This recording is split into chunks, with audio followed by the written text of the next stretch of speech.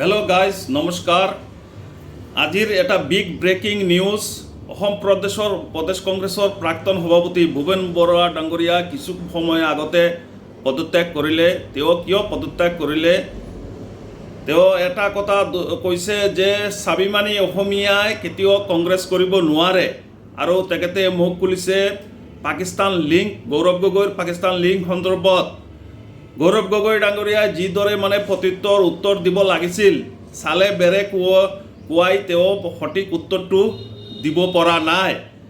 তেখেতে ছিনিয়ৰ কংগ্ৰেছ হিচাপে তেখেতে এই কথাখিনি তেওঁৰ মগজে এই কথাখিনি মালি ল'ব নোৱাৰে, আৰু তেখেতে ইতিমধ্যে পদত্যাগ কৰিছে। অকল তেখেতেই নহয়, অসমৰ বিভিন্ন জিলাৰ পৰা, বিভিন্ন ঠাইৰ পৰা যিসকল খিলঞ্জীয়া অসমীয়া আছে তেওঁলোকে ইতিমধ্যে পদত্যাগ কৰা আৰম্ভ কৰিছে, আৰু বহুতে কৰিছে।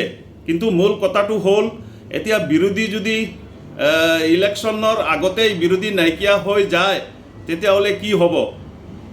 এটা বিৰোধী, ষ্ট্ৰং বিৰোধী থকাটো খুব জৰুৰী। আৰু যদি বিৰোধী নেতাকে তেতিয়াহ'লে শাসক পক্ষীয় একপক্ষীয়ভাৱে ৰাজত্ব কৰিব, যি ইচ্ছা তাকেই কৰিব। সেইকাৰণে আমাৰ সচেতন ৰাইজৰ কাৰণে বা মোৰ চিন্তাধাৰাৰে এটা ষ্ট্ৰং বিৰোধী লাগে। তেতিয়াহ'লে কিবা যদি চৰকাৰে ভুল কৰে তেতিয়া আঙুলিয়াই দিব পাৰিব, আৰু আঙুলিয়াই দিব গৈ যদি আমি কিছুমান উপলুংগা মন্তব্য কৰোঁ যে যিদৰে মৰাণৰ ৰাজপথত আহি বায়ুসেনাৰ যুঁজাৰু বিমানবোৰ লেণ্ডিং কৰিছিলে আৰু প্ৰধানমন্ত্ৰী ডাঙৰীয়াও আহিছিলে, সেইটো সময়ত যিটো উপলংঘা মন্তব্য কৰিছে, এই ধৰণৰ মন্তব্যৰ পৰা বিৰত থাকিব লাগে।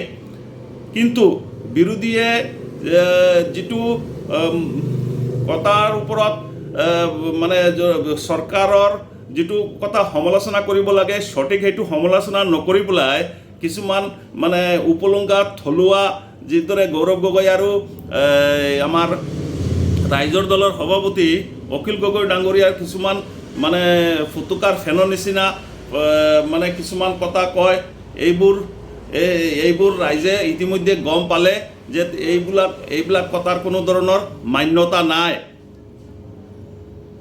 কিছুদিন আগতে মই যোৱা 10 তাৰিখে এটা ভিডিঅ' বনাইছিলোঁ যে গৌৰৱ গগৈ ডাঙৰীয়াৰ ওপৰত তেখেতৰ ভৱিষ্যত কি হ'ব আৰু কংগ্ৰেছৰ ভৱিষ্যত কি হ'ব।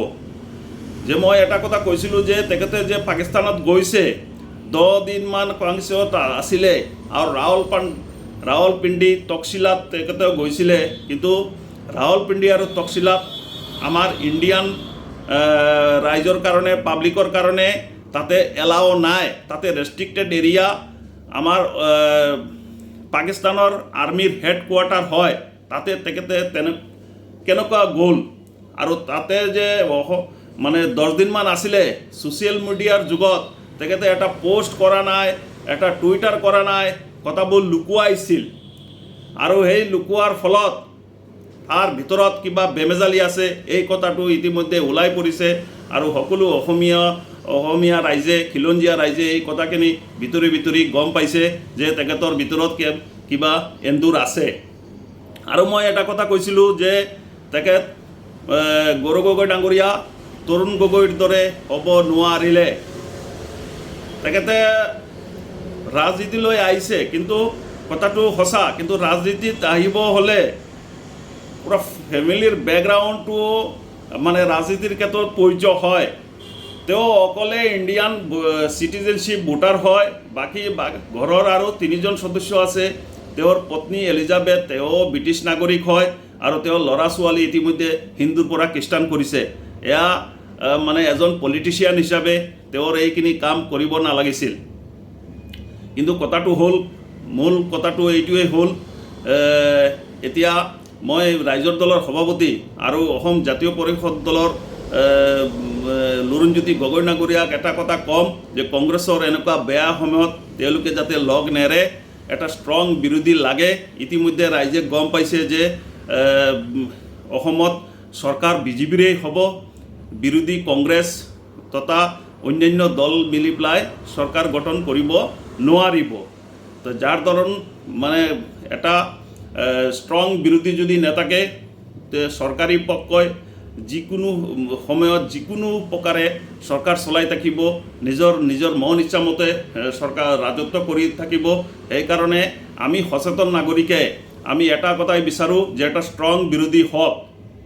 মই আগতে কৈছোঁ, মই কোনো ধৰণৰ ৰাজনীতি দলৰ প্ৰাথমিক সদস্য নহয়, ৰাজনীতিৰ লগত মোৰ কোনো ধৰণৰ মিল নাই, কিন্তু অসমৰ খাতিৰত বা আমি সমাজৰ কাৰণে কিছুমান মাত মাতোঁ।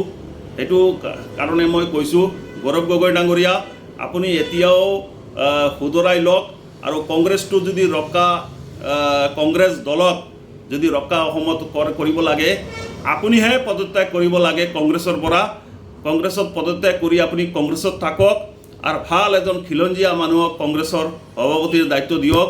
আৰু বেছি সময় নাই অসমৰ ইলেকশ্যনৰ, কিন্তু এইটো সময়ত আপোনাৰ ভূপেন বৰা ডাঙৰীয়াই পদত্যাগ কৰা এইটো এটা দুৰ্ভাগ্যজনক। এইটো সময়ে হ'বনে নহ'ব, মই সেইটো আপোনালোকৰ ভিতৰুৱা কথা, আপোনালোকে চাই ল'ব। আৰু বিশেষ একো নকওঁ, বহুত দীঘলীয়া হ'ল ভিডিঅ'টো। এনেকুৱা ভাল ভাল ভিডিঅ' পাবলৈ আৰু মোক ফ'ল' কৰিব, ছাবস্ক্ৰাইব কৰিব, আৰু ভিডিঅ'টো শেষলৈ চোৱাৰ বাবে অশেষ ধন্যবাদ। Thank you so' much.